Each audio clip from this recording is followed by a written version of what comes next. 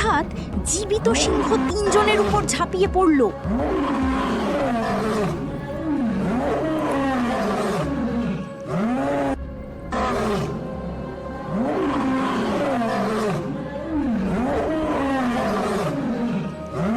হায় হায়, আমি এই কারণেই ভয় পাচ্ছিলাম। শুধু বইয়ের জ্ঞান থাকলে মানুষের জ্ঞানী হয় না, বাস্তব বুদ্ধি থাকতেও হয়। বিচলিত হবার কোনো কারণ নেই বৎস। তোমরা আমার সব শিষ্যের মধ্যে সবচেয়ে যোগ্য ছাত্র। আজ তোমাদের সবাইকে একসঙ্গে ডাকার বিশেষ কারণ আছে। আজ থেকে তোমাদের শিক্ষা জীবন সম্পূর্ণ হলো। আগামীকাল থেকে শুরু হবে নতুন জীবন।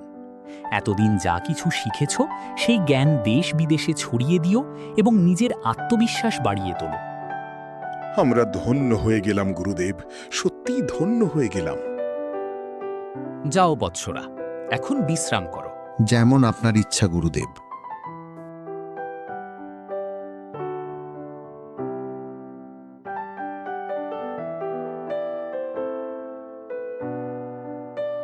আজ আমি এতটাই আনন্দিত যে ভাষায় প্রকাশ করতে পারছি না। ভাবতেই অবাক লাগছে, একদিন সারা পৃথিবীতে আমার বিদ্যার আলোচনা হবে। আর আমি যেখানে যাব, মানুষ আমার সম্মান করবে, সেবা করবে। তোমরা যেখানে যাবে আমাকে সঙ্গে নিয়ে যেও। তোমাদের সঙ্গে থাকলে আমি অনেক কিছু শিখতে পারবো। পাগল নাকি? তোমার তো কোনো বিশেষ বিদ্যাই নেই। তোমাকে সঙ্গে নিলে আমাদেরই অসম্মান হবে। তুমি এখনো কোনো শিক্ষাই পুরোপুরি আয়ত্ত করতে পারোনি। আমাদের সঙ্গে গেলে মানুষ হাসবে। আরে ভাই, আমি তো শুধু তোমাদের সঙ্গে থেকেই আরও কিছু শিখতে চাই। ঠিক আছে, বন্ধু না বলো, আমাকে চাকর বলেই পরিচয় দাও। এখন তো আর সমস্যা নেই, তাই না? এটা অবশ্য ঠিক বলেছ।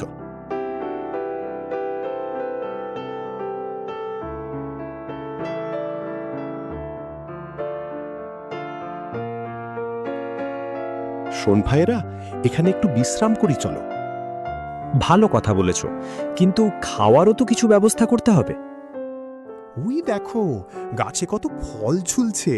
চলো ফল পেড়ে খাই। দাঁড়াও দাঁড়াও, আমি একটা বুদ্ধি বের করছি। আবার কি বুদ্ধি? সব বুদ্ধি একসঙ্গে খরচ করে ফেলো না যেন।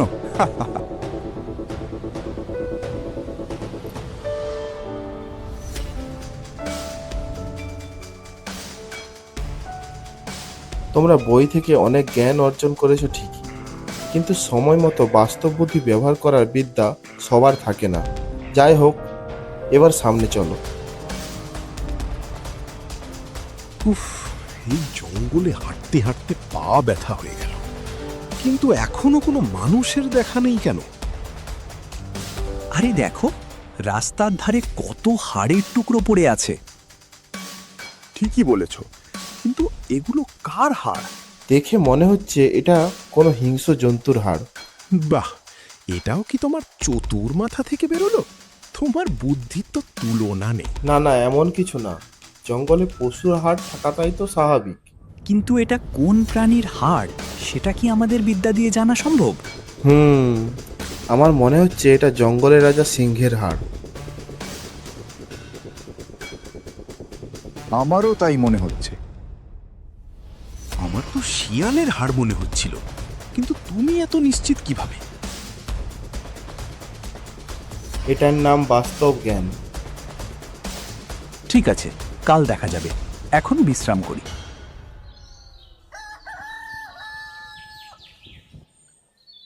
আমি যে বিদ্যা শিখেছি তার সাহায্যে এই হাড়গুলো আবার জোড়া লাগাতে পারি। ওং গুরুদেবায় নমঃ।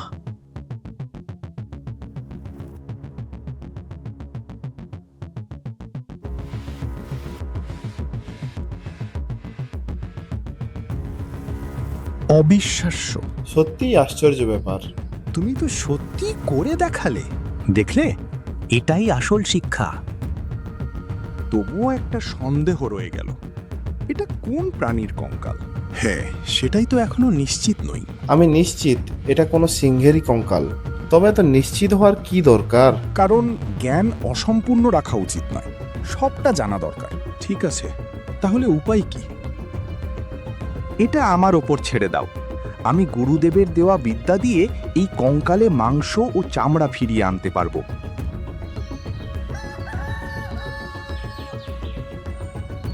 সোমেশ মন্ত্র পড়তেই কঙ্কালে মাংস চামড়া গজিয়ে উঠল।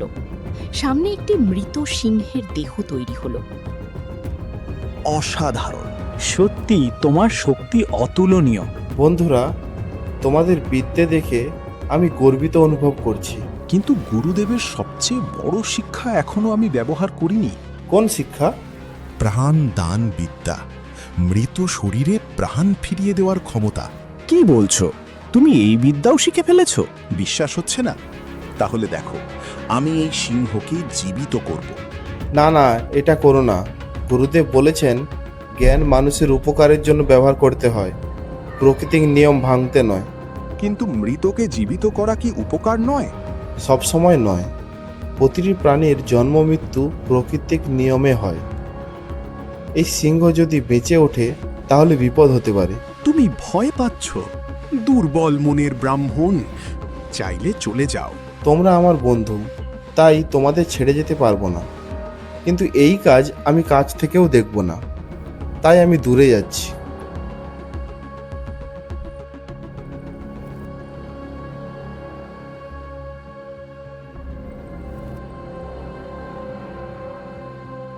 রামনাথ মন্ত্র পড়তেই সিংহ জীবিত হয়ে উঠল।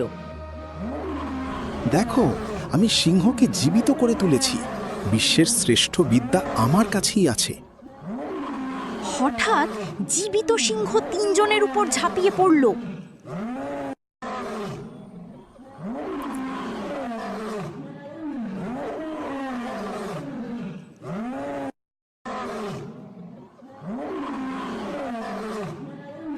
হায় হায়, আমি এই কারণেই ভয় পাচ্ছিলাম।